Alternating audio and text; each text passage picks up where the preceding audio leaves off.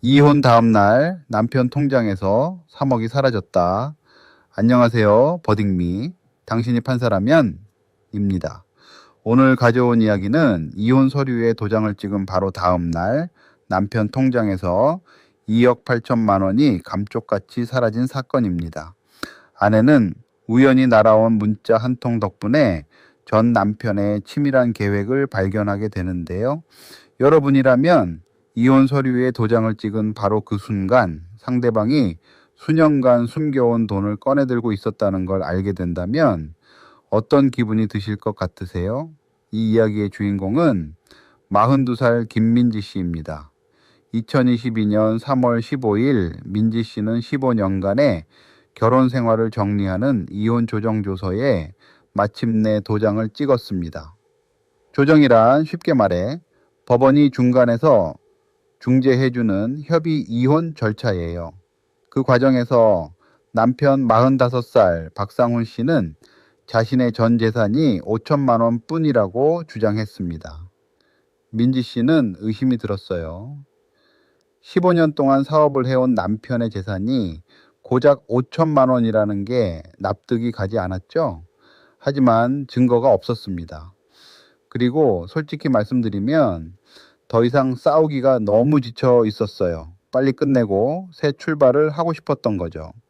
결국 재산 분할로 2,500만 원을 받기로 하고 도장을 찍었습니다. 그런데 이혼 다음 날인 3월 16일 오후 민지 씨의 휴대폰에 낯선 문자 한 통이 날아들었습니다.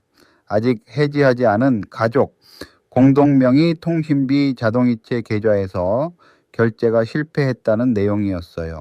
분명 전날까지 3천만 원이 남아있던 상훈 씨의 주거래 계좌였습니다. 뭔가 이상하다고 느낀 민지 씨는 즉시 은행을 찾아갔고 상담원에게 충격적인 사실을 듣게 됩니다. 해당 계좌가 바로 전날, 즉 이혼 조정이 성립한 바로 그날 폐쇄되었다는 것이었습니다. 민지 씨는 곧바로 변호사를 찾았습니다. 변호사는 가처분 신청을 통해 상훈 씨의 최근 석 달치 금융거래 내역을 확보했는데요.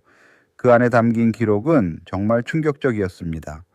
이혼조정 신청 직후인 2021년 12월부터 상훈 씨는 매달 자신의 계좌에서 거액을 빼내고 있었습니다. 총 2억 8천만 원이 여러 차례에 걸쳐 출금된 것이었어요. 가장 큰 금액은 이혼 조정 2주 전인 2022년 2월 28일에 이동한 1억 5천만 원이었습니다. 수취인은 상훈 씨의 대학 동창 46살 이재민 씨로 기재되어 있었어요. 나머지 금액들은 5천만 원, 4천만 원, 4천만 원으로 쪼개져 상훈 씨의 어머니와 여동생 계좌로 흘러 들어갔습니다. 모두 이혼 절차가 진행되던 석 달 동안 벌어진 일이었죠. 그런데 더 결정적인 증거가 나왔습니다. 상훈 씨가 친구 재민 씨에게 보낸 카카오톡 메시지였어요. 거기에는 이런 내용이 적혀 있었습니다. 재민아, 급한데 내 명예 좀 빌려줘. 이혼 끝나면 바로 돌려받을게. 한 6개월. 그리고 재민 씨의 답장도 있었습니다. 형님, 제 통장 그냥 보관용으로만 쓰시는 거죠? 건드리시면 안 돼요. 어머니에게 보낸 문자도 있었어요.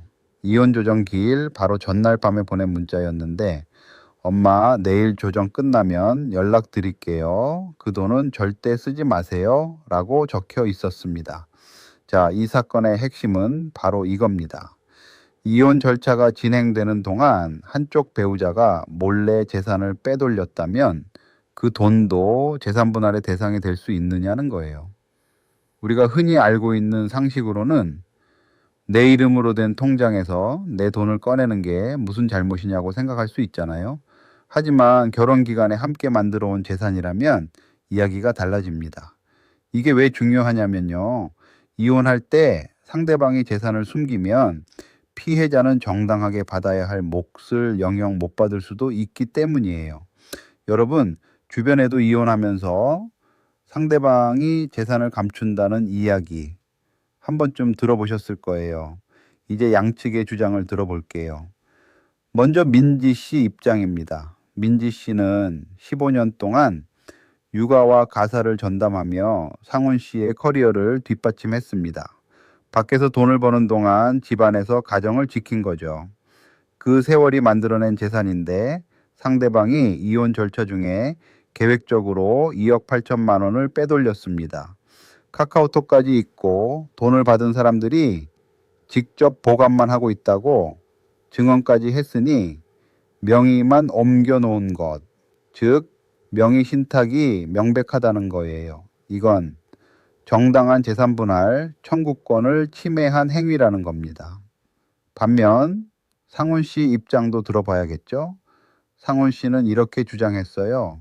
친구에게 보낸 돈은 사업자금 대여이고 부모님과 여동생에게 보낸 돈은 그동안 효도를 못한 것에 대한 보상이라는 겁니다. 또한 이혼 전에도 자기 재산을 자유롭게 처분할 권리가 있다고 했어요. 더 나아가 민지 씨는 15년간 경제 활동을 하지 않았으니 재산 형성 기여도가 낮다고도 주장했습니다. 내가 직접 벌어온 돈인데 왜 절반을 나눠줘야 하냐는 억울함도 내비쳤죠. 여러분은 어느 쪽 손을 들어주시겠습니까? 지금 버딩미 블로그에서 직접 투표해 보실 수 있습니다. 여러분이 판사라면 어떤 결정을 내리셨을지 지금 바로 참여해 보세요. 투표를 마치신 분들께 실제 판결 결과를 공개해 드립니다. 과연 법원은 어떤 선택을 했을까요? 자, 드디어 실제 판사는 어떤 결정을 내렸을까요? 법원은 민지 씨의 손을 들어주었습니다. 재판부는 상훈 씨가 이혼조정 신청 직후부터 계획적으로 재산을 은닉했다고 판단했어요. 민법 제839조 2, 즉 재산분할 청구권에 관한 조항에 따르면 부부 중 한 명이 상대방에게 재산분할을 청구할 수 있고 그 기준 시점은 사실상 혼인관계가 파탄난 시점이라고 되어 있습니다. 쉽게 말해 이혼 소송을 제기한 시점 이후에 처분한 재산도 분할 대상이 될 수 있다는 거예요. 재판부는 상훈 씨가 친구와 가족에게 이전한 2억 8천만 원을 명의만 옮겼을 뿐 실제로 처분한 것이 아니라고 보았습니다. 돈을 받은 사람들이 모두 그냥 보관만 하고 있다고 법정에서 증언한 게 결정적이었죠. 그래서 법원은 상훈 씨의 실제 재산을 3억 3천만 원으로 산정했습니다. 원래 신고한 5천만 원에 숨겨둔 2억 8천만 원을 더한 거예요. 민지 씨의 기여도는 50%로 인정되었고요. 15년간 육아와 가사를 전담하며 상훈 씨의 경제 활동을 뒷받침한 점이 충분히 고려된 겁니다. 따라서 민지 씨가 받을 재산 분할액은 1억 6,500만 원이었에 옵니다. 여기서 이미 조정으로 받은 2,500만 원을 빼면 1억 4천만 원이 되죠. 그런데 법원은 여기서 한 걸음 더 나아갔어요. 상훈 씨의 악의적인 재산은닉 행위를 고려해 민지 씨에게 500만 원의 위자료를 추가로 인정한 겁니다. 결과적으로 상훈 씨는 민지 씨에게 1억 4,500만 원을 지급하라는 판결을 받게 됩니다. 상훈 씨는 항소했지만 2심에서도 결론은 똑같았어요. 오히려 항소심 재판부는 이런 악의적 은닉 행위가 반복되지 않도록 경각심을 가져야 한다며 원심을 그대로 유지했습니다. 이 판례가 우리 일상에 주는 교훈은 정말 명확합니다.